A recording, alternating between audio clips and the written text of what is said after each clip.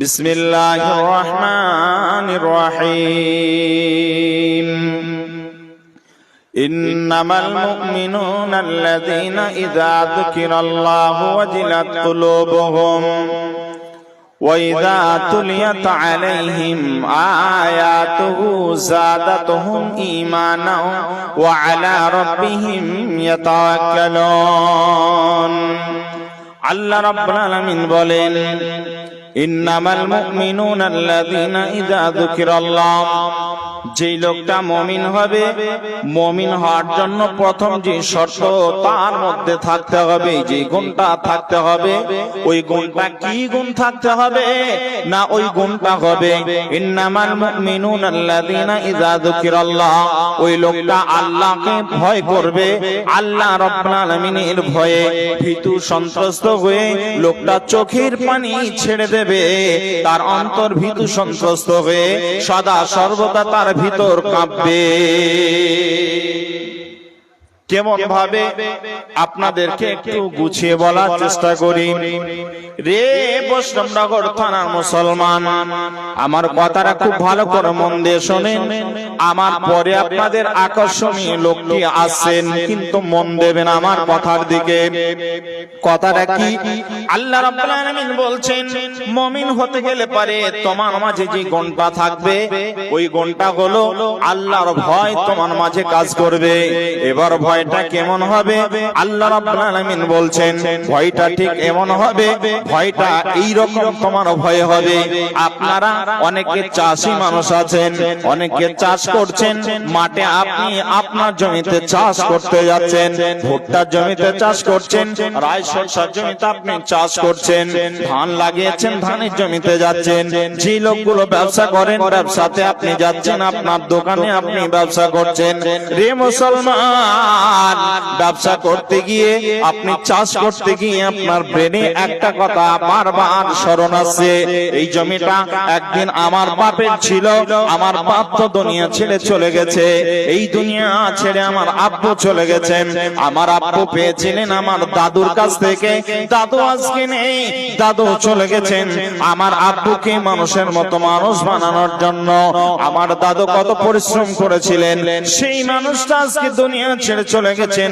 হতে পারে এমনটা, আমার বাপ যেমন আমাদের প্রতি পরিশ্রম করতে গিয়ে মানুষ বানানোর জন্য, আমাদের চাহিদা পূরণের জন্য অনেক সময় জোহরের নামাজ ছুটে গেছে, অনেক সময় আসরের নামাজ ছুটে গেছে, মাগরিব ছুটে গেছে, নামাজ পড়তে পারেনি, আবার বিদেশে গেছে, সেই সময় পরিবেশ এমন ছিল নামাজ পড়তে পারেনি। অতএব ওই দিনগুলো নামাজ না পড়ার কারণে গুনাহগার হয়ে গেছে। সেই আমার আব্বু করেছিলেন কি, রমজান মাসে বিদেশ গিয়েছিলেন। আমার আব্বু যখন বিদেশ গিয়েছিলেন, বিদেশ যাওয়ার কারণে কাজ করতে গিয়ে রমজানে সিয়াম পালন করতে পারেনি, রোজা রাখতে পারেনি। ওই দিনগুলোতে আপনি ভাবছেন আমার আব্বুর ওই দিনগুলো গুনাহ হয়ে গেছে, আল্লাহর কথা অমান্য করার কারণে আমার আব্বু বড় গুনাহগার হয়ে গেছে।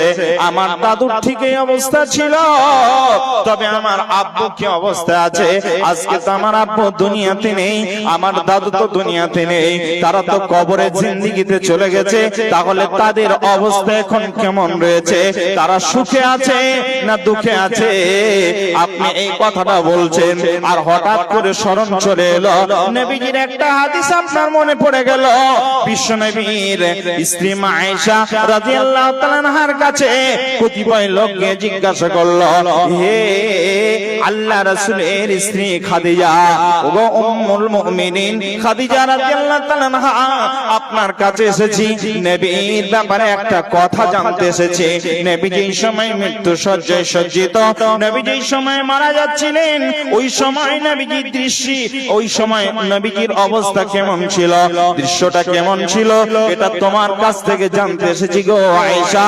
তোমার মুখ থেকে আমরা জানতে চাই, নবী কি তোমাকে কিছু বর্ণনা এই বিষয় দিয়েছেন নাকি? ওটা যদি দিয়ে থাকেন তাহলে ওটা আমাদেরকে জানিয়ে দাও।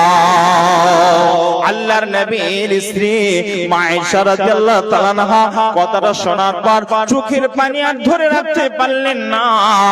নবীজির স্ত্রী মা আয়েশা ডুকরে ডুকরে কান্না করছেন, চোখের পানি ছেড়ে দিয়েছেন আর বলছেন, ওগো আল্লাহর নবীর উম্মত, আল্লাহর গোলামের দল, আমি তোমাদেরকে যে কথাটা বলছি মন দিয়ে শোনো, নিশ্চয় তোমরা এখান থেকে উপকৃত হবে। কি কথা? আল্লাহর নবীর ব্যাপারে আয়েশা রাদিয়াল্লাহু তাআলা আনহা বলছেন, আমার নবী যে সময় ছটফট ছটফট করছিলেন, মালাকুল মাউত মাথার কাছে চলে এসেছেন, এমন সময় নবীজির অবস্থা দেখে নবীর পাশে একটা পানির পাত্র ছিল, ওই পানির পাত্রটাতে বারবার রাসূল হাত দিচ্ছিলেন আর মুখে বারবার ওই পানিটা বারবার বোলাচ্ছিলেন, মুখে বারবার পানি দিচ্ছিলেন। আমি জিজ্ঞাসা করলাম, ইয়া রাসূলুল্লাহ, আপনার অবস্থা দেখে আমার যেন ভয়ঙ্কর দৃশ্য মনে হচ্ছে, আপনি এই সময় কতটা কষ্ট অনুভব করছেন? আল্লাহর নবী চোখের পানি দরদর করে ছেড়ে দিয়েছেন, রাসূলের চোখ দিয়ে পানি ঝরছে, আর আয়েশাকে বলছেন, আয়েশা শুনে নাও রে আয়েশা, আমি যেই কথাটা আজকে তোমাকে বলছি আয়েশা, আমার উম্মতকে এই কথাটা তুমি জানিয়ে দিও। তবে আয়েশা শুনে নাও, আমি যেই কষ্টটা অনুভব করছি আয়েশা, এই কষ্টটা যদি আমার জন্য হয় তাহলে আমার গুনাহগার উম্মতের অবস্থা কেমন হবে আয়েশা? একবার আমার কথাটা তুমি শুনে নাও। আমার এই মুহূর্তে মনে হচ্ছে আমার গোটা শরীরে যত শিরা উপশিরা আছে, ওই শিরা উপশিরা গুলো যেন বিষাক্ত কাঁটা ঢুকিয়ে দেওয়া হচ্ছে। কার কথা বলছি? নবীর কথা। নবীজি বলছেন, নিজে তিনি বলছেন, আমার শরীরে শিরা উপশিরা গুলো বিষাক্ত কাঁটা ঢুকিয়ে দেওয়া হচ্ছে, কাঁটাগুলো ভুগছে, আমি আরো কষ্ট অনুভব করছি, এতটাই কষ্ট অনুভব করছি। একটা মানুষ, সুস্থ মানুষের পায়ে যদি কাঁটা ঢুকে যায়, লোকটা সুস্থভাবে হাঁটতে পারে না, পায়ের নিচে শক্ত থাকে, তারপরেও ঢুকে গেলে মানুষটা অনেকটা অস্বস্তি লাভ করে। যদি হাতে ঢুকে যায় কত কষ্ট হয়। আমার গোটা শরীরটাতে শিরা উপশিরাতে বিষাক্ত কাঁটা যেন ঢুকিয়ে দেওয়া হচ্ছে। ঢুকিয়ে দেওয়া হলে পারে যতটা কষ্ট অনুভব হতো, ঠিক অতটাই কষ্ট আমি অনুভব করছি। এটা নবীজি কাঁদছেন, চোখের পানি ছেড়ে দিয়ে এইভাবে বিশ্বনবী আমার কেঁদে আয়েশাকে বলছেন। আয়েশার উরুতে রাঙের উপরে নবীজির মাথা, নবীজি মাথাটা আয়েশার মুখের দিকে রেখেছেন, আর নবীর মাথার দিকে মুখের দিকে আয়েশার মুখটা এভাবে আছে, সামনাসামনি মুখামুখি আছেন। আল্লাহর নবীর কান্না দেখে আয়েশা রাদিয়াল্লাহু তাআলা আনহা চোখ দিয়ে দরদর করে পানি ঝরছে। আল্লাহর নবী সেই সময় আর একটা কথা বলেছিলেন, আয়েশা শুনে নাও, পৃথিবীতে যারা আমার মুমিন বান্দা হবে, ওই মুমিন বান্দাগুলোর তাদের কষ্ট, মৃত্যুর কষ্টটা কেমন হবে আয়েশা? গোটা পৃথিবীতে যত মানুষ আছে সব চাইতে এদের কষ্টটা হবে শান্তিদায়ক কষ্ট, শান্তিদায়ক মৃত্যু। তারপরে তাদের কষ্টটা কেমন হবে আয়েশা? শুনি নাও, মৃত্যু যন্ত্রণা কত কঠিন যন্ত্রণা, ওই মৃত্যু যন্ত্রণা কত ভয়ঙ্কর যন্ত্রণা। আয়েশা তুমি আমার মুখ থেকে শুনে নাও, একটা জীবিত জানোয়ারকে যদি, একটা জীবিত মানুষের শরীর থেকে যদি এই আপনার খালটা যদি ছিনিয়ে নেওয়া হয়, একটা ছাগল হোক, একটা গরু হোক, তার শরীর থেকে যদি চামড়াটা ছিনিয়ে নেওয়া হয়, যতটা কষ্ট অনুভব হবে, অতটা কষ্ট একজন ইমানদার মুসলমানের জান কবজের সময় এতটা কষ্ট অনুভব হবে। জি, এতটা কষ্ট অনুভব হবে। আপনি কথাগুলো ভাবছেন, এই কথাগুলো আপনি ভাবছেন আর চোখের পানি আপনি ছেড়ে দিয়েছেন। আহারে, আমার আব্বু যেই সময় মৃত্যু হচ্ছিল, আমার দাদুর মৃত্যু দেখেছি, আমার আব্বুর মৃত্যু দেখেছি। আপনাদের আপনজন যারা মারা গেছে তাদের মৃত্যুর সময় আপনি আপনার আব্বুর মৃত্যুর সময় আপনি পাশে ছিলেন, আপনার মৃত্যু আপনার দাদুর মৃত্যুর সময় আপনি পাশে ছিলেন, আপনার আব্বুরা কয়েকজন ভাই তারা পাশে ছিল, আপনার ফুফুরা পাশে ছিল, আর তারা কান্না করেছিল, কালেমা লা ইলাহা ইল্লাল্লাহ মুহাম্মদ রাসূলুল্লাহ তালকিন দিচ্ছিল। ওই সময় আর সেই লোকটা ছটফট ছটফট করছিল। বিশ্বনবী বলেছেন, পৃথিবীতে যে মানুষটা শেষ নিঃশ্বাস ত্যাগ করে ওই মানুষটা কিছু বলার জন্য চেষ্টা করে, কিন্তু শেষ কথাটা সে আর ব্যক্ত করতে পারে না। এ ভাই, আমার কথা আপনারা শুনছেন তো? আপনাদেরকে জিজ্ঞাসা করছি, এই জয়ন্তপুর মাদ্রাসায় জালসা শুনতে এসেছেন, এই যাবৎ কটা লোক এখানে, শত শত লোক আছেন, বহু লোক আছেন, নারী পুরুষ মিলে, কয়টা লোক আপনারা এ যাবৎ ফেরেশতা দেখেছেন? একজন হলেও বলেন যে আমি ফেরেশতা দেখেছি। বলেন, ফেরেশতা, জিন ভূতের কথা বলছি না, ফেরেশতা দেখেছেন কে কে? এতগুলো লোক কেউ দেখেননি? এদিকে মা বোনরাও দেখেননি, কেউ দেখেননি আপনারা ফেরেশতা? ফেরেশতা দেখেননি? তাহলে চাচা আপনি দেখেছেন? দেখেননি? দেখেননি চাচা, কেউ দেখেনি। ফেরেশতা দেখা যাবে? দেখা যায় ফেরেশতা? আজকে দেখাবো, তারপরে ঘর যাব। ফেরেশতা দেখাবো, তারপরে ঘর যাব। ফেরেশতা দেখতে হবে, আজকে দেখা যায়। জি, ফেরেশতা দেখা যায়। কোন সময় দেখা যায় আপনাকে শোনাচ্ছি, কারণ শেষে হয়তো বলতে পারবো না, অন্য কোন কাজে ফেসে যাব, মাদ্রাসার জালসা, এই জন্য অন্য কাজে ফেসে যেতে পারি, বলতে পারবো কিনা জানি না। কাজে এখনই আপনাদের বলে দিই কখন ফেরেশতা দেখা যায়। ভাইজান, আপনার আব্বা আপনার দাদা যখন মারা যাচ্ছিলেন, আপনার মা যখন মৃত্যু শয্যায় সজ্জিত ছটফট ছটফট করছিলেন, ওই সময় আপনার আব্বা আপনার দাদু বলছিল, সামনে থেকে ইশারা করে বলছিল সরে যাও, সামনের দিকটা সে হটিয়ে দেওয়ার চেষ্টা করছিল। সে যদি মুখে কথা বলতে পেরেছে তা বলেছে আমার সামনেটা ফাঁকা করে দাও, আর যদি কথা না বলতে পেরেছে, তার ইশারা করার ক্ষমতা আছে, তো ইশারা করেছে সামনেটা ফাঁকা করে দাও। আর যদি এটা না হয়েছে তাহলে বলার চেষ্টা করেছে, কিন্তু তার কথা পৃথিবীর কেউ বুঝতে পারেনি। বুঝেছেন কে? যার নাম হলো আল্লাহ। আল্লাহ ইন্নাল্লাহা আলিমুম বিযাতিস সুদূর, তার অন্তরের খবর জানেন। অতএব আল্লাহ তার কথা বুঝেছে, আপনি মানুষ হিসাবে এটা বুঝেননি। তবে আজকে বলে যাচ্ছি, এই নীতিটা আপনারা সকলেই কথাটা মাথায় রাখবেন। রে মুসলমান, আপনার যখন আপনজন কেউ মারা যায় তখন আপনি তার পাশে দাঁড়িয়ে থাকেন, আর সামনে থেকে কি কারণে সরে যেতে বলে? আল্লাহর নবী বলছেন, যখন একজন মানুষ মৃত্যু শয্যায় সজ্জিত, লোকটা মৃত্যুবরণ করবে, তার আগের মুহূর্তে লোকটার যত দূর নজর যায়, যত দূর নজর যায়, তত দূর তার নজর ভরসে ফেরেশতা দেখতে পায়। লোকটা যদি নেককার হয় তাহলে রহমতের ফেরেশতা দেখতে পায়, আর লোকটা যদি পাপী হয় তাহলে গজবের ফেরেশতা দেখতে পায়, আযাবের ফেরেশতা দেখতে পায়। লোকটা ছটফট ছটফট করে, আর এই সময়টাতে তার মাথার কাছে এসে মালাকুল মউত এসে দাঁড়িয়ে যায়, বসে যায়, আর মালাকুল মউত তার জানটাকে কবজ করে নেয়। এই জান কবজ করার আগের মুহূর্তে ওই মৃত্যু শয্যায় সজ্জিত লোকটা আপনার ফেরেশতা দেখতে পায়। যে ফেরেশতা দেখবে তার দুনিয়া শেষ। কথা বুঝেছেন না বুঝেননি? যে দেখবে সে শেষ, তার আখিরাত শুরু হয়ে গেল, দুনিয়া তার জন্য ক্লোজ হয়ে গেল। তা ভাইয়া, আপনাদের কাছে বলছিলাম, এই কথাগুলো মাথায় ঘুরছে। আপনি চাষি মানুষ, চাষ করছেন, আপনি দোকানদার, দোকানে আছেন, আর আপনার ব্রেনে এই হাদিসটা মনে পড়ছে। কি হাদিস? একটা খবর শুনিয়ে যায়। মৃত্যুর কথা বললাম, মৃত্যুর পর মানুষকে রেখে আসে কোথায়? তার নাম কি? জোরে বলেন।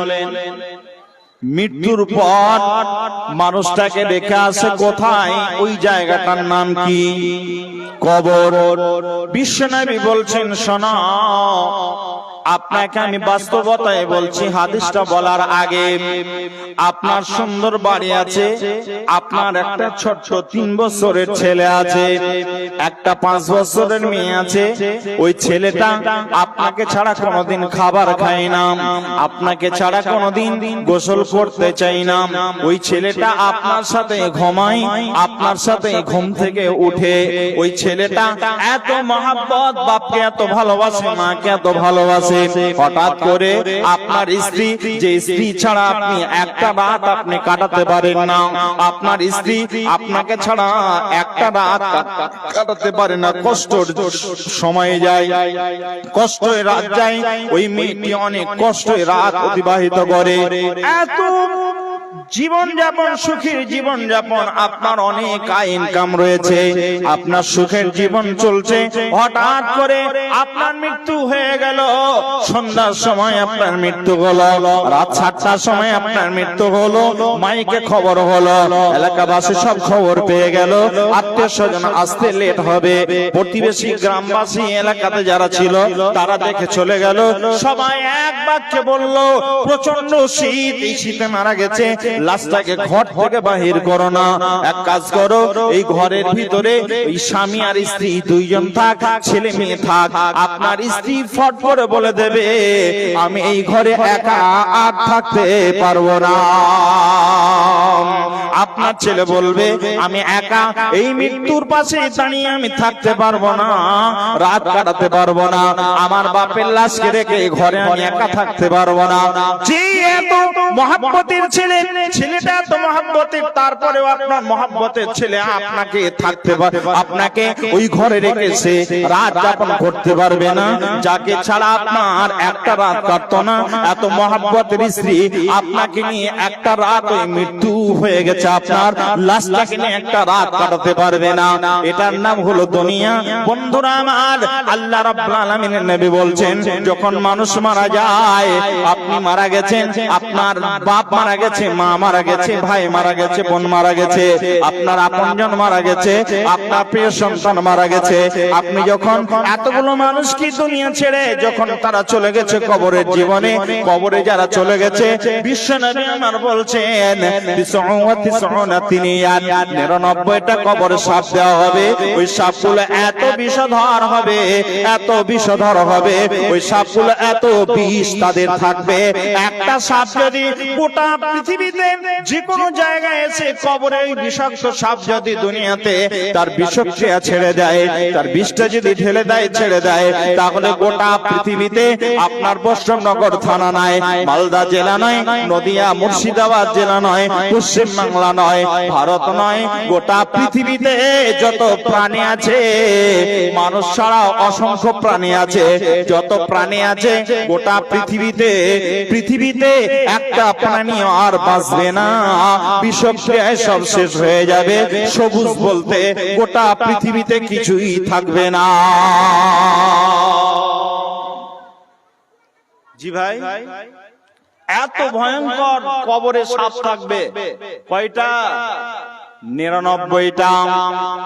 একটা কম 100টা, 99টা সাপ দেওয়া হবে। একটা সাপ দিলে তো যথেষ্ট হতো, জি নাম 99টা সাপ দেওয়া হবে। কবরে যে সাপগুলো থাকবে, একটা দংশন করার পর বাকিগুলো কি করবে না, জীবনটা হবে না, বারবার বিভিন্ন দিক থেকে সে দংশন করবে। আল্লাহর নবী বলছেন, এটা হলো একটা। আর 2 নম্বর নবীজির একজন বিখ্যাত সাহাবী, নামটা আপনাদের সামনে করছি না, আল্লাহর নবী সাহাবীদেরকে নিয়ে গোসল দিলেন, তার কাফন পরালেন, নবী নিজে জানাজা পড়ালেন। আল্লাহ রাব্বুল আলামিনের 70,000 ফেরেশতা এসে তার জানাজাতে শরীক হলো। এত দামি একজন মানুষ মারা গেলেন।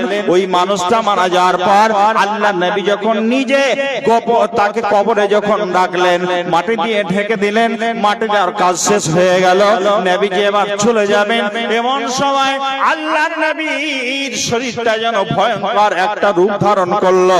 নবীজির চোখ যেন আলাদা হয়ে গেছে, চেহারা যেন বিদীর্ণ হয়ে গেছে। নবীজির ভয়ঙ্কর একটা দৃশ্য যেন তিনি দেখতে পাচ্ছেন। এটা মনে হচ্ছে আল্লাহর নবী বিভৎস একটা চিৎকার শুনতে পেয়ে নবীজির অবস্থা যখন খারাপ হয়ে গেল, নবীজি আমার কান্না করতে শুরু করলেন। নবীজি দোয়া করছেন, দোয়া করছেন, দোয়া করতে করতে করতে করতে এক পর্যায়ে সুম্মা ফুররিজানহা, নবীজির দোয়ার বদৌলতে, দোয়ার বরকতে আল্লাহ রাব্বুল আলামিন ওই কবরের যে আযাব চলছিল, ওই আযাবটা থেকে আল্লাহ তাআলা তাকে ছুটকারা দিয়ে দিলেন, তাকে মাফ করে দিলেন। কবরটা তার প্রশস্ত হয়ে গেল। নবীজিকে সাহাবীরা জিজ্ঞাসা করছেন, ইয়া রাসূলুল্লাহ, সবই তো স্বাভাবিক ছিল, মাটি দেওয়ার পরই কিছুক্ষণ পর আপনার চেহারা এমন হলো কেন? নবীজি বলছেন, রে আমার সাহাবীরা শুনে নাও, কারণ একটাই, আমি যখন মাটি দিয়ে এবার চলে আসবো, এমন সময় আমাকে যে বিভৎস চিৎকারের আওয়াজটা আমার কানে এসে পৌঁছালো, আমি কবরের দৃশ্যটা দেখতে পেলাম। আমাকে আল্লাহ দেখালেন কবরের দৃশ্যটা কেমন হলো। আমরা ভুট্টা নিয়ে যাব, কোথায় না মিলে ভুট্টা এবং গম নিয়ে যাওয়ার পর যখন হলারে দেব, আপনার একদিক থেকে হলারে ঢালবো আর অপর দিক থেকে আমরা ময়দা নিয়ে ফিরবো কি ফিরবো না? আমার নবী বলছেন, এই কবরে যে লোকটাকে রাখা হয়েছে, দুই দিককার মাটি আছে, চাতার মতো করে তাকে পিষে হাড় হাড়ে যেন তাকে পিষতে শুরু করেছে। লোকটা এত চিৎকার করছে, এত চিৎকার করছে, আল্লাহর নবী বলছেন কবরে 5 রকমের আযাব হবে। তার মধ্যে আপনাদেরকে দুটি খবর শুনিয়ে দিলাম। আমার কবরের খবর শোনানোটা আমার উদ্দেশ্য নয়। যেই লোকটা কবরের খবর মাথায় রাখবে আর যেই লোকটা মৃত্যুর কথা মাথায় রাখবে, আখিরাত বলতে ফুলসিরাত আর আপনার ওই হাসরের ময়দান আর জাহান্নাম, এইগুলোকে মাথায় রেখে যে লোকটা আপনার স্থির থাকতে পারবে না, গভীর রাতে উঠে হাত তুলে মোনাজাত করে আল্লাহর কাছে কাঁদবে, মাবুদ গো, আমি তো বড় গুনাহগার, রব্বানা যালামনা আনফুসিনা ওয়া ইল্লাম তাগফির লানা ওয়া তারহামনা লানাকুনান্না মিনাল খাসিরিন। আল্লাহ তাআলা আমার জীবনের সমস্ত গুনাহগুলোকে তুমি maaf করে দিও। আল্লাহুম্মা আযিবনি মিনান নার, আল্লাহুম্মা ইন্নী আউযু বিকা মিন আযাবিল কবর।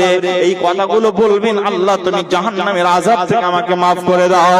এইভাবে আপনি দোয়া করবেন, আল্লাহ আপনার দোয়ার বদৌলতে আল্লাহ রাব্বুল আলামিন ওই কবরের আযাব থেকে আপনাকে maaf করে দেবে।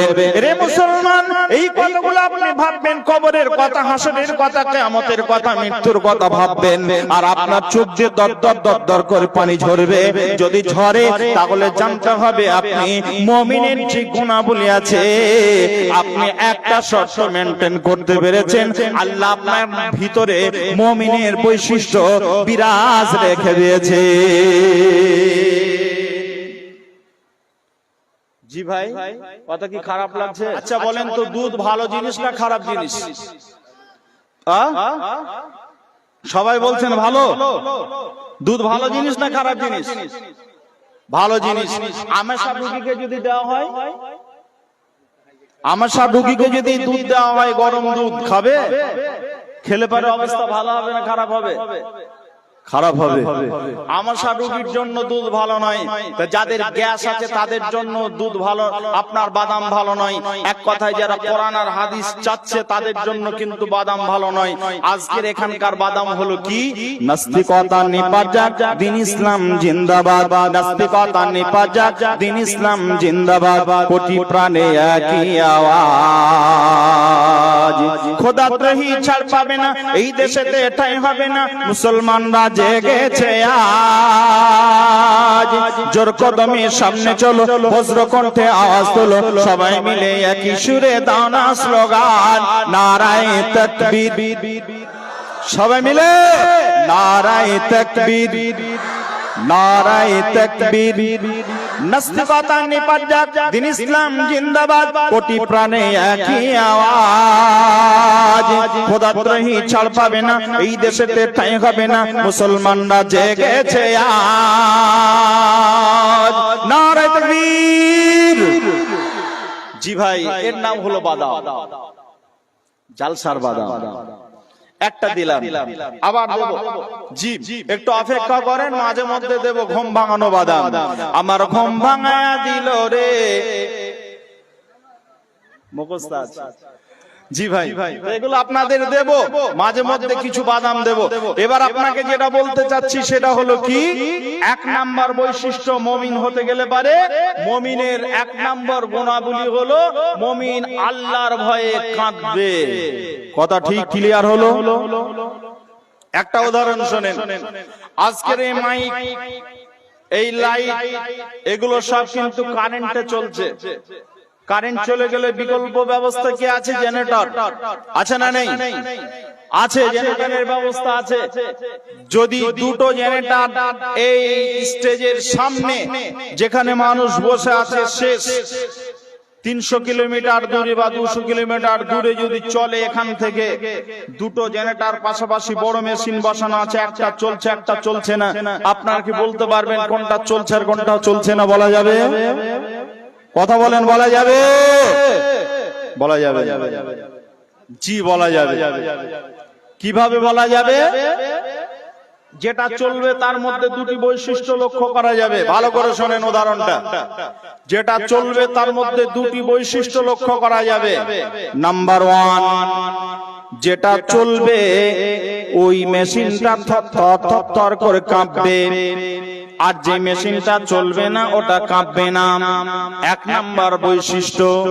2 নাম্বার হলো যেটা চলবে ওটার সাইলেন্সার দিয়ে ধোঁয়া বাহির হবে, আর যেটা চলবে না ওটার আপনার সাইলেন্সার দিয়ে ধোঁয়া বাহির হবে না। কথা ঠিক না ভুল? জি ভাই, ঠিক আল্লাহ বলছেন যে লোকটা মুমিন। এতগুলো মানুষের মাঝে সবাই মুমিন নয়। দুটো মেশিন যেমন পাশাপাশি আছে, একটা চলছে একটা চলছে না। যেটা চলছে ওটা কাঁপছে, যেটা চলছে না ওটা কাঁপছে না। এতগুলো মানুষ আছে, এতক্ষণ পর্যন্ত যত কথা বললাম, অনেক মানুষের চোখ দিয়ে পানি ঝরেছে, অনেক মানুষের চোখ দিয়ে পানি ঝরেনি। যাদের হৃদয়টা আপনার শক্ত পাথরের মতো হয়ে আছে, এদের চোখ দিয়ে পানি ঝরছে না, ঝরবে না, দিল নরম হচ্ছে না।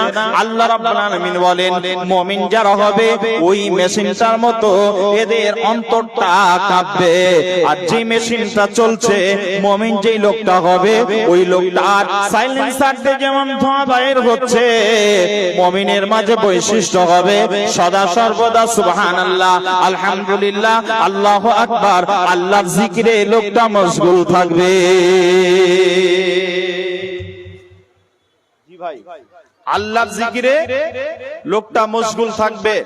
তাহলে 1 নাম্বার পয়েন্টে অনেক কথা আরো আছে, আপনাদের আর কথা বাড়াচ্ছি না, ছোট ছোট করে কথাগুলো বলতে হবে, যেহেতু আরো পরবর্তীতে আর একজন বক্তা আছেন, আপনাদেরকে বেশি কষ্ট দেওয়া যাবে। তবে সময় তো বেশি হয়নি, 11টা 6 নাকি গো? কত হলো? 12টা 6 না 11টা 6? 11টা 6, 55 হয়ে গেছে। আমি বলছি 11টা 6 বাজছে, আসলে 11টা 6 মনে স্টার্ট করেছি, হতে পারে। জি ভাই, তাহলে আপনাদের সামনে একটা পয়েন্ট নিয়ে কথা বললাম, বলতে হবে 5টা। এবার চলুন দ্বিতীয় পয়েন্ট নিয়ে আলোচনা করি। কি? আল্লাহ রাব্বুল আলামিন বলেন, ওয়াইদা তুলিয়াত আলাইহিম আয়াতুহু যাদাতুহুম ঈমানা। মুমিন যে লোকটা হবে ওই লোকটার দ্বিতীয় গুণ থাকবে, ওই লোকটা দ্বিতীয় শর্ত মেইনটেইন করবে, সেটা হলো আল্লাহ রাব্বুল আলামিনের কোরআন শুনবে, রাসূলের হাদিস শুনবে, রাসূলের বক্তব্য শোনার কারণে লোকটার ঈমান নামক বস্তুটা তার বৃদ্ধি পাবে। কিভাবে? সাহাবায়ে কেরামগণ পৃথিবীতে আল্লাহর নবী জীবদ্দশাতে সাহাবীদের মধ্য থেকে একজনের কথা আপনাদের সামনে উল্লেখ করছি, পরবর্তীতে আর একজনের কথা বলবো।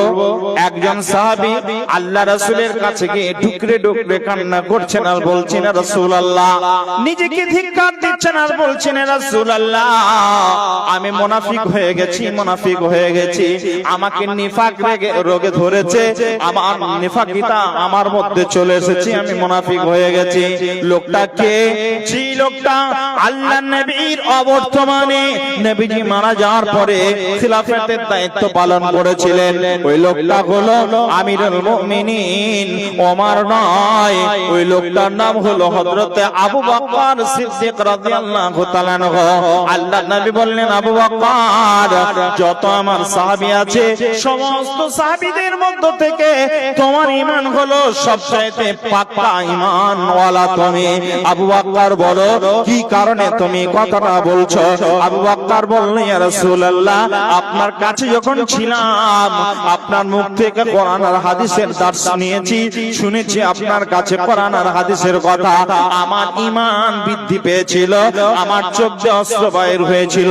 আর আমি যেমনি বাড়িতে প্রবেশ করেছি, ছেলেকে নিয়ে, মেয়েকে নিয়ে, স্ত্রীকে নিয়ে আমি হেসেছি, আমি দুনিয়াতে মেতে গেছি। ইয়া রাসূলুল্লাহ, আমি বড় মুনাফিক হয়ে গেছি, আমাকে আপনি ঈমানে আবার প্রবেশ করান। আল্লাহ নবী বললেন, আবু বকর, তুমি যে কথাটা বলছো এটা ঠিক নয়। রে আবু বকর, যখন তুমি কোরআন শুনবে তখন তোমার ঈমান বৃদ্ধি পাবে, আর যখন তুমি কোরআনের কাছ থেকে বাড়িতে যাবে, যখন স্ত্রীর কাছে যাবে, তোমার ছেলেকে নিয়ে, মেয়েকে নিয়ে যখন জীবন যাপন করবে, তাদেরকে নিয়ে যখন দুনিয়াতে মেতে যাবে, তখন আবু বকর তুমি হাসবে, মেয়ের সামনে হাসবে, ছেলেকে নিয়ে আনন্দ করবে, স্ত্রীকে নিয়ে তুমি আনন্দ করবে। আবু বকর, এটা মুনাফিকির কোনো কারণ নয়। তবে তুমি যখন কোরআন শুনবে তখন ঈমান যদি তোমার আবার মজবুত হয়ে যায়, ঈমান যদি তোমার আবার আগের মতো পূর্ণ হয়ে যায়, ঈমান যদি বৃদ্ধি পায়, আমার এই মাহফিলে আসার পর, আজকের এই মাহফিল যারা শুনছেন, আজকে যে মানুষগুলো আজকের এই মাহফিলে এসেছেন, জয়ন্তপুর মাদ্রাসার মাহফিলে যে মানুষগুলো এসেছেন, কান খুলে শুনে নেন। আপনারা বক্তব্য শোনার কারণে যাদের অন্তরে আজকে বর্তমান এই সময়ে যাদের অন্তর একটু হলেও পরিবর্তন হবে। কিভাবে আপনাকে এবার বলি, আল্লাহর নবী সাহাবীদেরকে যখন যুদ্ধের জন্য প্রস্তুতি নিতেন, আল্লাহর নবী সাহাবীদেরকে একত্রিত করার পর নবী আমার সাহাবীদেরকে বক্তব্য রেখে তাদেরকে কোরআন আর হাদিসের কথা শুনিয়ে তাদের ঈমানটা পূর্ণ করতেন, তাদের ঈমানটা পাকা মজবুত করতেন। বিশ্বনবী একদিন মুতার প্রান্তরে যুদ্ধ করার জন্য সাহাবীদের মধ্য থেকে তিনজনকে সেনাপতি বানালেন। একজনের নাম হলো যায়েদ, আর দ্বিতীয় জনের নাম হলো জাফর বিন আবু তালেব, আর তৃতীয় জনের নাম হলো আব্দুল্লাহ বিন রাওহা। আল্লাহর নবী তৃতীয় নাম্বার সেনাপতি বানানোর পর চতুর্থ নাম্বারে একটা ভয়ঙ্কর শব্দ নবীজি বললেন, যদি চতুর্থ নাম্বারে কাউকে প্রয়োজন হয় তাহলে জিহাদের ময়দানে তোমরা কাউকে কমান্ডার নিযুক্ত করে নিও, নিযুক্ত করে নিও। আল্লাহর নবী সাহাবীদের মাঝে কারোর কোনো অসুবিধা হলো না কথাটা বোঝার জন্য। ইতিপূর্বে যত যুদ্ধ পরিচালনা করার জন্য সেনা পাঠিয়েছেন, ওই কমান্ডার যাকে নিযুক্ত করেছেন একজনই যথেষ্ট ছিল। প্রতিটা যুদ্ধের ক্ষেত্রে একজনকে সেনাপতি বানিয়েছিলেন, কিন্তু এই যুদ্ধটা এত মর্মান্তিক ভয়ঙ্কর যুদ্ধ ছিল, নবীজি তিনজনকে সেনাপতি বানানোর পর চতুর্থ নম্বরে একজনকে নির্বাচন করার জন্য নবীজি বললেন, তোমরা পরিস্থিতি অনুকূলে একজনকে নির্বাচন করে নিও। সাহাবীদের বুঝতে কোনো অসুবিধা হলো না। এবার নবীজি বলছেন, যায়েদ রে, তুমি বাড়ি যাও, ঘরে চলে যাও, তোমার আপনজনদের সঙ্গে দেখা করে এসো। আল্লাহর নবী জাফর বিন আবু তালেব ছিলেন নবীজির আপন চাচার ছেলে, যেই চাচাটা রাসূলকে মানুষ করেছিলেন, কোলে নিয়ে পিঠে নিয়ে যাকে খাইয়েছিলেন, যে লোকটা গোসল করিয়েছিলেন, খবর রাখতেন সদা সর্বদা, ওই লোকটার নাম ছিল আবু তালেব, আল্লাহর নবীর চাচাতো ভাই। এই চাচারই একটা ছেলে, তার নাম হলো জাফর, রাসূলের সান্নিধ্যে এসে ঈমান নামক বস্তু পেয়ে ইহকাল পরকাল ধন্য করেছিলেন। ওই চাচাতো ভাইয়ের নাম জাফর। জাফরকে বলছেন, রে আমার চাচাতো ভাই জাফর, তোমার ছোট্ট ছোট্ট বাচ্চা আছে, একবার বাড়ি যাও, তুমি সারা জীবনের মতো শেষ দেখাটা তাদেরকে দেখে এসো, তোমাকেও তারা দেখে নে, আর তুমিও তাদেরকে দেখে এসো। শুধু তাই নয়, তুমি বাড়ি যাও, তোমার স্ত্রী আছে, তোমার স্ত্রীকে একবার দেখে এসো, আপনজন যারা আছে তাদেরকে তুমি দেখে তাড়াতাড়ি চলে এসো। আল্লাহর নবীর কথা মতো জাফর বিন আবু তালেব বাড়ির দিকে গেলেন। বাড়িতে যখন ঢুকছেন তখন একটা বিন বিন বিন বিন করে কোরআনের আওয়াজ তার কানে পৌঁছালো। আল্লাহর নবীর সাহাবী জাফর বিন আবু তালেব আস্তে আস্তে গুটি পায়ে বাড়িতে ঢোকার পর দেখছেন তখন পবিত্র কোরআন তার স্ত্রী তেলাওয়াত করছে।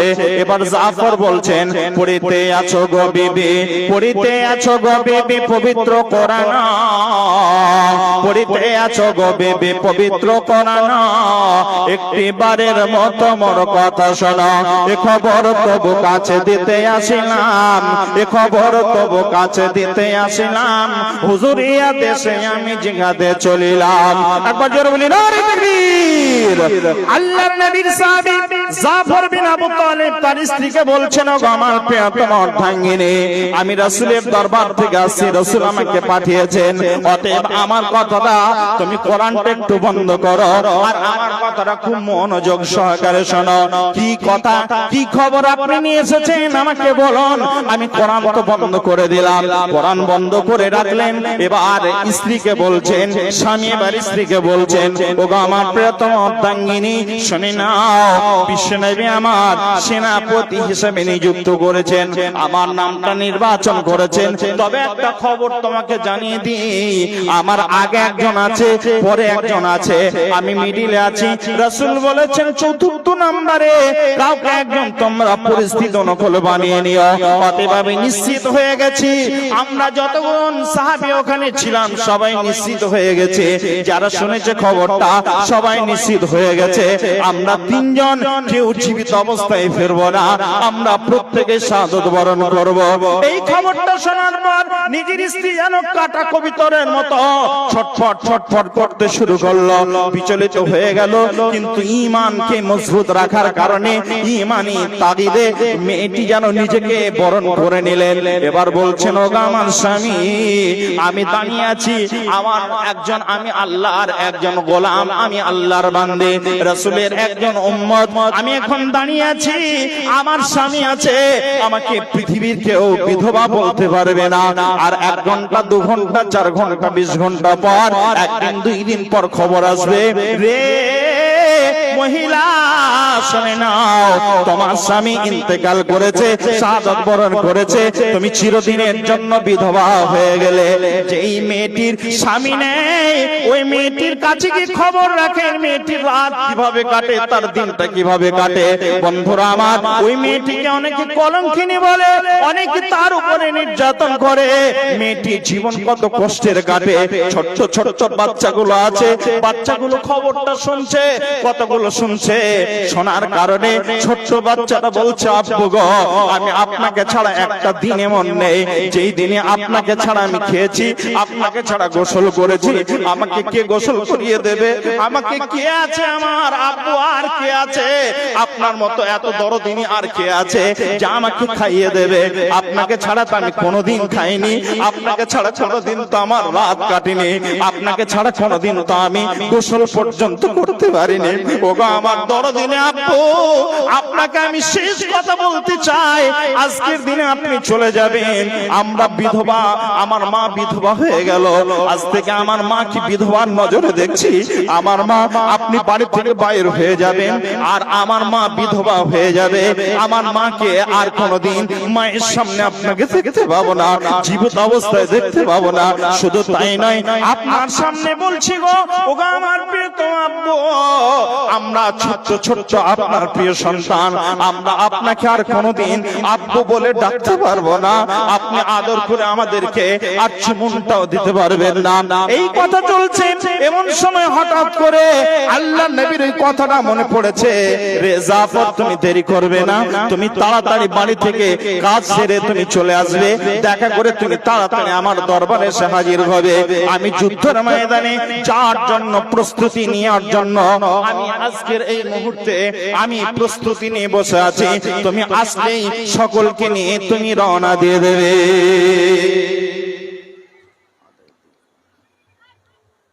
সময়টা কতটা আছে? তাহলে চুপ করেন, আমি একটু আগে যাই। চলে যাবে।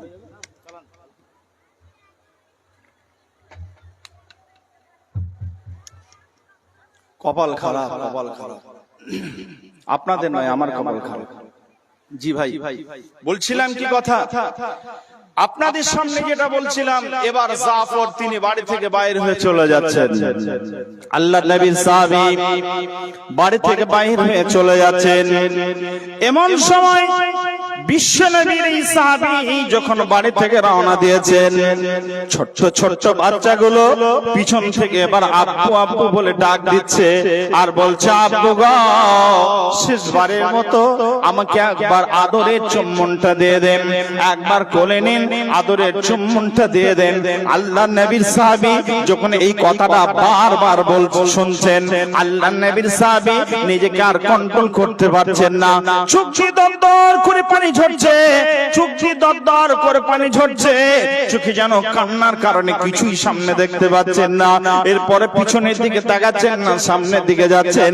এবার বাচ্চাটা সামনে আগে এগিয়ে বলছে, আব্বু অন্যায় করছে আমরা বুঝতে পারছি।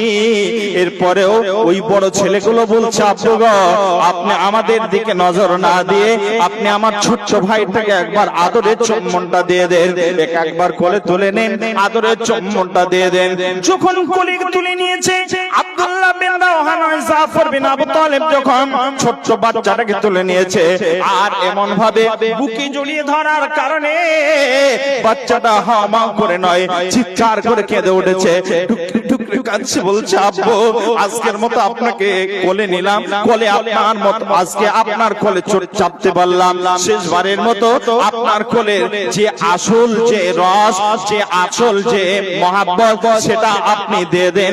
পৃথিবীতে আর কাউকে কোনোদিন আব্বু বলে ডাকার স্বাদ আর মিটবে না, কাউকে আব্বু বলে ডাকতেও পারবো না, আর আব্বু বলে এই যে আব্বার যে স্বাদ, এটা কোনোদিন আর কারোর কাছ থেকে পাবো না। আল্লাহর নবীর সাহাবী সেই দিনে এত জবরদস্ত সাহাবী জাফর বিন আবু তালেব রাসূলের কাছে গিয়ে ডুকরে ডুকরে কান্না করছেন। আল্লাহর নবী জাফরকে বলছেন, জাফর রে, তোমার কি ঘটনা ঘটেছে আমি কি তোমাকে বলতে পারি? আল্লাহর নবীর সামনে জাফর বলছেন, রাসূলুল্লাহ আমার খবর আপনার কাছে সব আছে, আপনাকে আমি একটাও লুকাচ্ছি না। তবে নবী গো, আমি যুদ্ধের ময়দানে যেতে হবে, আমি যাব না এই জন্য কান্না করছি না, আমি যাচ্ছি যাব, কিন্তু আমার এই পিছনের দৃশ্যগুলো আমি ভুলতে পারছি না। আল্লাহর নবী ওই সময় জাফরকে বলেছিলেন, জাফর রে, আল্লাহর নবী ওই সময় জাফরকে বলেছিলেন, ওয়াইদা তুলিয়াত আলাইহিম আয়াতুহু যাদাতুহুম ঈমানা ওয়া আলা রাব্বিহিম ইয়াতাওয়াক্কালুন। আল্লাহ রাব্বুল আলামিনের বান্দা যারা হবে, প্রকৃত মুমিন বান্দা যারা হবে, তারা আল্লাহ রাব্বুল আলামিনের কথা, রাসূলের কথা শোনার পর তাদের ঈমানটা এতটাই মজবুত করে নেবে। ওই সাহাবীটা জিহাদের ময়দানে যাওয়ার পর আর তিনি জীবিত অবস্থায় ফিরে আসেননি, টুকরো টুকরো হয়ে গেছিল, গোটা বডিটা তার টুকরো টুকরো হয়ে গেছিল। বন্ধুরা আমার, আমি আপনাদের সামনে বলতে চাচ্ছি, যেটা মুসলমান ঈমানদার যারা হবে, প্রকৃত মুমিন বান্দা যারা হবে, তারা আল্লাহর ভয়ে সদা সর্বদা তাদের ঈমানের অবস্থা এমন থাকবে, তারা আল্লাহর ভয়ে সব সময় তারা কোরআন আর হাদিস শোনার কারণে তাদের ঈমানটা এতটাই মজবুত হয়ে যাবে। জি ভাই, আমি আপনাদের সামনে মুমিনের গুণাবলী বলছিলাম। মুমিন হতে গেলে পারে কি কি শর্ত মানতে হবে, কি কি শর্ত যদি প্র্যাকটিক্যাল লাইফে আমাদের মিলে যায় তাহলে মুমিন হওয়া যাবে। দুটি আপনাদের কাছে বলছি, একটা বলে দিয়েছি, 2 নাম্বার বলছি। আল্লাহ রাব্বুল আলামিনের মুমিন বান্দারা কোরআন হাদিস শুনবে, তাদের ঈমান বৃদ্ধি পাবে। 2 নাম্বার, কিভাবে ঈমান বৃদ্ধি পাবে? আপনাদের গ্রামের একটা ছেলে, আপনাদের গ্রামের একটা ছেলে, আপনাদের এখানে বাজার কি আছে? কি বাজার আছে? জি, রাজারহাট বাজার। আপনাদের গ্রামের একটা ছেলে রাজারহাট বাজারে একটা মেকানিক শিখেছে, দোকান খুলেছে। অনেক ছেলে আপনার টোটো চালাচ্ছে, কি চালাচ্ছে না? টোটো চালাতে গেলে পারে ব্যাটারিতে চলে, ব্যাটারি খারাপ হয়ে গেলে পারে রিপেয়ারিং করা শিখেছে। ওই ব্যাটারিটা আবার বৈজ্ঞানিক প্রসেসে বাতিল মালগুলো ফেলে দেয়, আবার ওখানে নতুন কিছু ঢুকিয়ে দিয়ে আগের মতো সার্ভিসিং করে দিলে পারে আবার আগের মতো ফুল চার্জ হয়ে যায়। হয় কি হয় না? 3 নাম্বার পয়েন্ট চলুন। বিসমিল্লাহির রহমানির রহিম। وَإِذَا تُلِيَتْ عَلَيْهِمْ آيَاتُهُ زَادَتْهُمْ إِيمَانًا وَعَلَى رَبِّهِمْ يَتَوَكَّلُونَ। মুমিন যে লোকটা হবে, ওই লোকটার 3 নাম্বার বৈশিষ্ট্য যেটা থাকবে তার মাঝে, সেটা কি না, ও সদা সর্বদা আল্লাহর উপরে ঈমানকে মজবুত রাখবে। সদা সর্বদা লোকটা আল্লাহর উপরে ভরসা রাখবে। কার উপর ভরসা রাখতে হবে? বিপদে পড়লে কে বাঁচাবে? সুখে থাকলে আল্লাহকে ভুলে যেতে হবে। সুখে থাকলে আল্লাহকে ভুলে যেতে হবে, আর দুঃখে থাকলে আল্লাহকে ঘন ঘন ডাকতে হবে। ছেলে খুঁজে পাওয়া যাচ্ছে না, ছেলের নাম জায়েদ। আচ্ছা, একটি ছেলে খুঁজে পাওয়া যাচ্ছে না, ছেলের নাম সাইদ শেখ, পিতা সেন্টু শেখ, গ্রাম চাইপাড়া, বয়স 7 বছর। 7 বছরের একটা ছেলে হারিয়ে গেছে, মার ভাত পাবে না। ছেলেটা কারোর কাছে থাকলে বাড়ি স্টেজে এসে হাজির করে দেবেন। ছেলেটার নাম সায়েদ, পিতার নাম সেন্টু। আপনাদের এই চাইপাড়াতে বাড়ি, 7 বছর বয়স ছেলেটার। খবর দিয়ে দিলাম, এই কটা মানুষের মাঝে যদি ছেলে হারিয়ে যায়, কিয়ামতের দিন কেউ কাউকে চিনতে পারবে না। হাদিসটা বোঝা যাচ্ছে? জি ভাই, চলেন। এখনকার মা বোনরা খুব উদাসীন। আর উদাসীন হবে না কেন? ছেলে আটকাবে না মোবাইল সামলাবে? মোবাইলের ওজন ওর চাইতে বেশি। আজকে একটা মেয়েকে বাসে দেখছিলাম, 3টা মোবাইল আছে, এত বড় বড়, আর তার ওজন পাটকাঠির মতো পাতলা, ছোট্ট থেকে একটা মেয়ে। আমি বলছি, কি করো গো তুমি? লজ্জাতে মুখ ঢাকছে, হিন্দুদের মেয়ে লজ্জায় মুখ ঢাকছে। আমি বলছি, ছি ছি ছি, গেল কোথায়? এজন্য আমি মাঝে মধ্যে এভাবে আক্ষেপ করে বলি, হয়তো এলাকাতে অনেকদিন বলেছি, অনেক জায়গায় বলেছি, এভাবে আমি যুবকদের সামনে এভাবে আমি মাঝে মধ্যে কথাটা জায়গায় জায়গায় বলছি। একালের ছেলেরা বইনি আর বসে না, মোবাইলে গেম তারা খেলে, মোবাইলে গেম তারা খেলে। এখনকার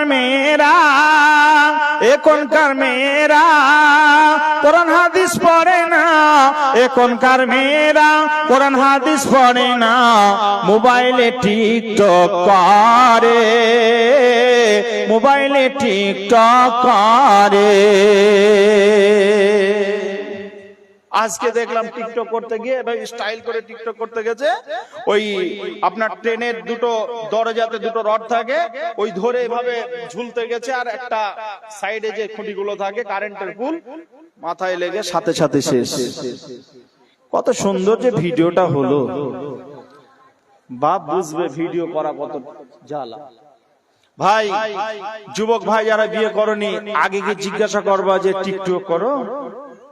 যদি টিকটক করে বিয়ে করবেন না, যুবক হয়ে থাকবেন, সেও বলে টিকটক করা মেয়েকে বিয়ে করবেন না। জাহান্নামে বাস করা টিকটক করা মেয়েকে বিয়ে করা সমান। বলবেন কি করে? মেয়েরাও আছে। কেন? আমার চোখের সামনে 3টে মেয়েকে দেখলাম, 3টা করে ছেলেকে ছেড়ে দেওয়া হয়ে গেল, 3টা করে স্বামী তালাক হয়ে গেল। সামনে আর কটা হবে জানছি না। এই জন্য আপনাকে সতর্ক করার জন্য বলছি ভাইজান, 3 নাম্বার পয়েন্টের উপর আলোচনা শুরু করেছি। ওয়া আলা রাব্বিহিম ইয়াতাওয়াক্কালুন। সদা সর্বদা মুসলমান ভরসা রাখবে কার উপরে? আল্লাহর উপরে। এবার বলুন, বিপদ আসলে পারে আমরা আল্লাহকে স্মরণে রাখি, কেউ মরলে পারে রাখি, খুব বিপদ হলে রাখি। তবে সরকার যখন এনআরসির কথা বলল, তখন কিন্তু ভরসা আমরা আল্লাহর উপরে রাখিনি, তখন দিদির উপরে রেখেছিলাম। কথা ঠিক না ভুল? অনেকে বলছিলাম দিদি তো আছে, দিদি থাকলে কোনো অসুবিধা নেই, আমাদের কেউ ক্ষতি করতে পারবে না। এই দেশ আমাদের ছিল, আছে, থাকবে। কিন্তু দিদির উপরে ভরসা যতটা ছিল, আল্লাহর উপরে অতটা ভরসা রেখে আল্লাহর কথা মুখে উচ্চারণ হয়নি। আল্লাহ বলছে, বেঈমান, একবার আমার কাছে আয়, আমি তোদেরকে ঠিক সাইজ করে নেব। আল্লাহ রাব্বুল আলামিন বলেন, সদা সর্বদা মুমিন আল্লাহর উপরে ভরসা রাখবে। রে মুসলমান, আমি আপনাদের কাছে আজকে একটা খবর জানিয়ে যাই। খবরটা আপনাদেরকে শুনিয়ে যাচ্ছি। বর্তমান সোশ্যাল মিডিয়াতে বর্তমান সময়ে একটা খুব দুর্দান্ত খবর আপনাদেরকে শোনাচ্ছি। ভারতবর্ষ একটাই দেশ, এই দেশে আইন তৈরি করতে চাচ্ছে একটাই, মুসলমান তুমি তোমার মেয়ের বিবাহ দেবে, শরীয়তের আইনে এটা হতে পারবে না। মুসলমান তোমার ছেলের বিবাহ দেবে, শরীয়তের আইনে বিবাহ হবে, এটা হবে না। তোমার বাপ যদি মারা যায়, তাহলে শরীয়তের আইনে তাকে জানাজা দিয়ে সুন্দর কাফন পরিয়ে তুমি জানাজা দেওয়ার পর তাকে তার কবরে তুমি রাখবে, এটা তারা হতে দেবে না। তারা বলছে দেশ এক, আইন চলবে এক। হিন্দুর আইন থাকতেও পারে, নাও থাকতে পারে, মুসলমানের আইন থাকবে না, খ্রিস্টানের আইন থাকবে না, শিখেদের আইন থাকবে না। দেশ এক, আইন তৈরি করবো একটা। অতএব দেশ যেমন একটা, আইন হবে একটা, শরীয়তের আইন বলে কিছুই থাকবে না। এই জন্য বর্তমান সময়ে এখন সরকার যেই জিনিসটার উপরে হস্তক্ষেপ করছে, ওটার নাম হলো ওয়াকফ বিল। কথা শুনেছেন না শোনেননি? ওয়াকফ বিলের ব্যাপারে এরা সোচ্চার হয়ে উঠেছে। ওয়াকফ সম্পত্তি যত মুসলমানদের আছে, সব তারা তাদের আয়ত্ত করে নিতে যাচ্ছে। ওয়াকফ মানে এই মাদ্রাসার নামে যত সম্পত্তি আপনার এলাকার মানুষ দান করেছে, এই সম্পত্তিগুলো ওয়াকফ সম্পত্তি। মসজিদের নামে আপনাদের এলাকায় যত সম্পত্তি আছে, এগুলো ওয়াকফ সম্পত্তি। মাদ্রাসাটা স্বয়ং ওয়াকফ সম্পত্তির উপরে আছে। অতএব মাদ্রাসাও তাদের আয়ত্তে চলে যাবে, মসজিদ তাদের আয়ত্তে চলে যাবে, ঈদগাহ তাদের আয়ত্তে চলে যাবে। শুধু তাই নয়, আপনার বাপ মারা গেলে পরে যে গোরস্থানে মাটি হওয়ার কথা, ওই গোরস্থানটা আপনার দাদা কিনে গেছে, আপনার বাবা কিনে গেছে, আপনি কিনেছেন, ওই সম্পত্তিটাও তাদের আয়ত্তে চলে যাবে। মন চাইলে মাটি দিতে দেবে, না চাইলে না দিতে পারে। বলেন, মুসলমান শরীয়তের আইনে চলবে না, কারোর ব্যক্তিগত আইনে। ইসলাম কার ব্যক্তিগত আইনে মুসলমান চলবে না। মুসলমান আল্লাহর আইনের উপরে তাওয়াক্কুল রাখবে। আল্লাহর আইনের উপরে মুসলমান তাওয়াক্কুল রাখবে এবং তার উপরে ভিত্তি করে মুসলমান জীবন যাপন করবে। হতে পারে আজকে নামাজ পড়ছেন না আপনি, তারপর আপনি মুসলমান। আজকে আপনি নামাজ পড়ছেন না, আপনার নাম আব্দুল সত্তার, আব্দুল গফফার। আজকে যদি আপনার বাপকে মাটি দিতে না দেয়, কালকে যদি আপনার এলাকার কোন একটা সন্তানকে মাটি দিতে না দেয়, কালকে যদি আপনার ছেলের বিবাহ যখন দেবেন, পাশে কোন গ্রামের মেয়ের সঙ্গে যদি আপনার মেয়ের খুতবা পড়ে বিবাহ দিতে না দেয়, বলেন মুসলমান রক্ত থাকতে আইন মেনে নেবে? মুসলমান যতক্ষণ রক্ত আছে, ততক্ষণ মুসলমান প্রতিবাদ করবে। মুসলমান বলবে, একটাই কথা মুসলমানের মুখে থাকবে, কোরআন আল্লাহর বাণী, রাসূল দিয়েছেন একটা বিধিবিধান। অতএব এই নীতির উপরে মুসলমান বিশ্বাস রেখে জীবন যাপন করবে। অন্য পৃথিবীর কারো আইনকে মুসলমান তাওয়াক্কা করবে না, কারো আইনকে মেনে নেবে না। দেশের একটা আইন থাকবে, সেটা ভিন্ন কথা, কিন্তু শরীয়তের আইনের উপরে কেউ হস্তক্ষেপ করতে আসলে মুসলমান 1 ইঞ্চি জায়গা ছেড়ে দেবে না। মুসলমান কারো চোখের উপরে তাকিয়ে কথা বলতে সেই দিনে দ্বিধাগ্রস্ত হবে না। মুসলমান প্রয়োজনে রক্ত দেবে।